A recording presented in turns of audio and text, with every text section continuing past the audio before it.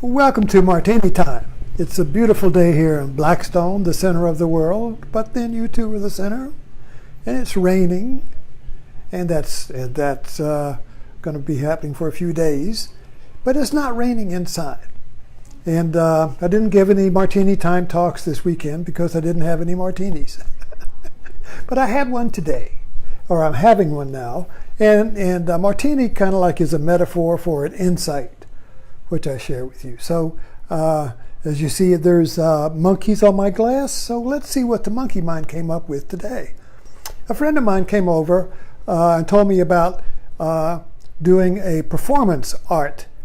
Do you know what performance art is? I didn't really know until he described it, and I've seen it now on YouTube.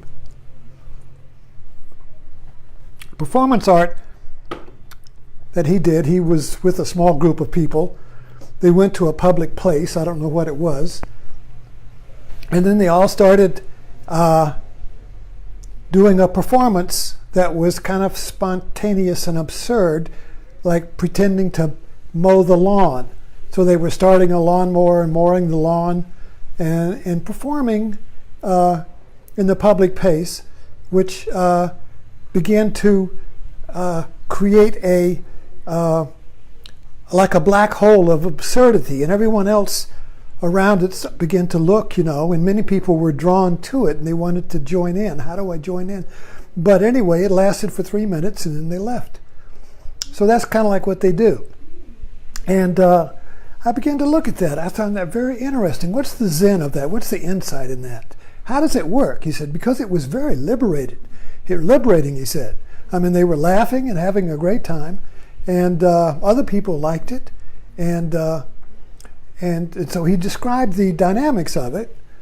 And you can imagine what it is, because if you are asked to perform, and somebody says, all right, show me your stuff, or be spontaneous, or read your work right here. I want to hear your work.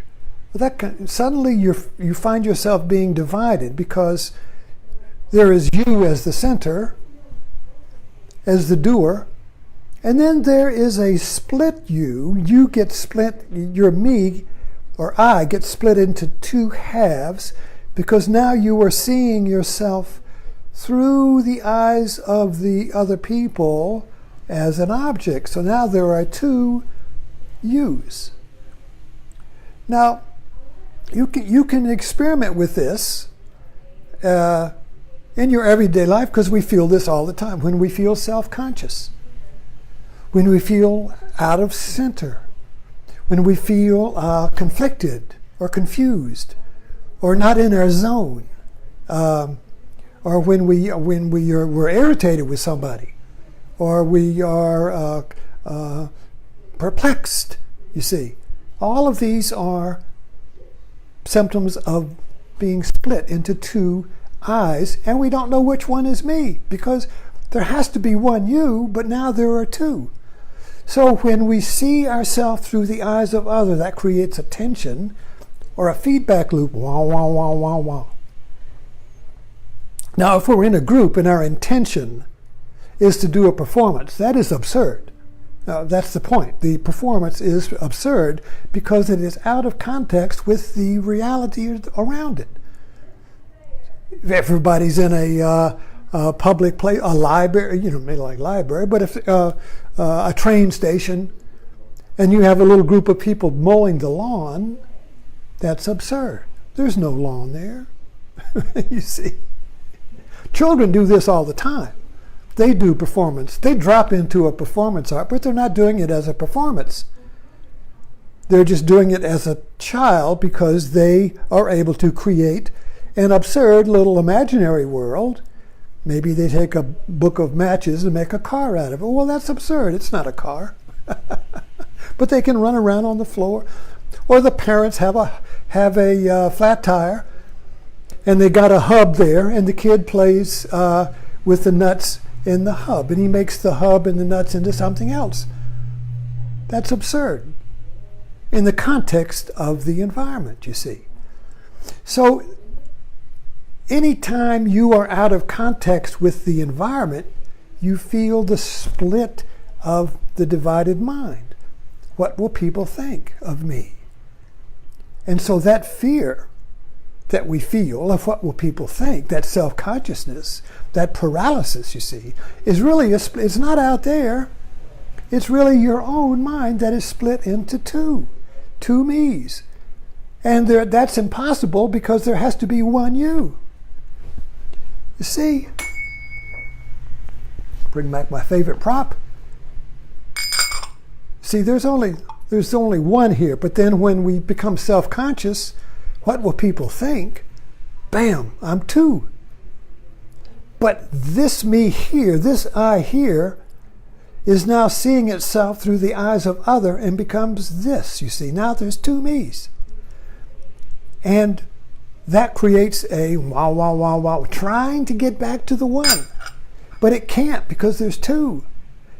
You can't get back to the one because there are two opposite me's, each with its own frame of reference. This me, the frame of reference of this I, is me here as the doer. The frame of reference of this I, this split I, is the other people. They can't get back together because the frame of reference is opposite, you see? So how do you get out of this how do you get out of this? This is a dilemma. A dilemma is a situation where you have to choose yourself, but you can't because you're divided. It's called the horns of the dilemma. You have to do a Zen cone. That's what Zen is all about. The Zen cone is, say, if you say this is a $50 or $1, what is this, a Kennedy dollar? If you say this is $1, you're wrong. If you say it is $1, you're wrong. Now, which is it? Choose. And if you can't, and if you don't choose, I'm going to hit you with it. That's a dilemma. No matter what you do, you're wrong. It's called a double bind. Catch-22. Marriages are full of it. Relationships are full of it. You get politics is full of it. The greatest political mover is to catch your opponent in a double bind where everything they do is a lose. And then they get frozen in the headlights, and you got them. You got them, you see. So anyway, performance art. The Zen of Performance Art is that it intentionally creates an absurdity. So you willingly, those in it, willingly go to the absurdity. And people do it in a group because there's support in it. It's very difficult to do it on your own. People will call you crazy. The white men in white coat will come and take you away. You see, if you're standing there alone, mowing a lawn in a public square, or if you're standing there alone, picking stars from the sky, or babbling, or doing anything out of context, out of here. But if you do it as a group, well, then it becomes theater. You see? So there seems to be a small divide between insanity and theater. So public performance, you see, is intentionally public insanity, intentional madness. Now, it's very liberating to be mad.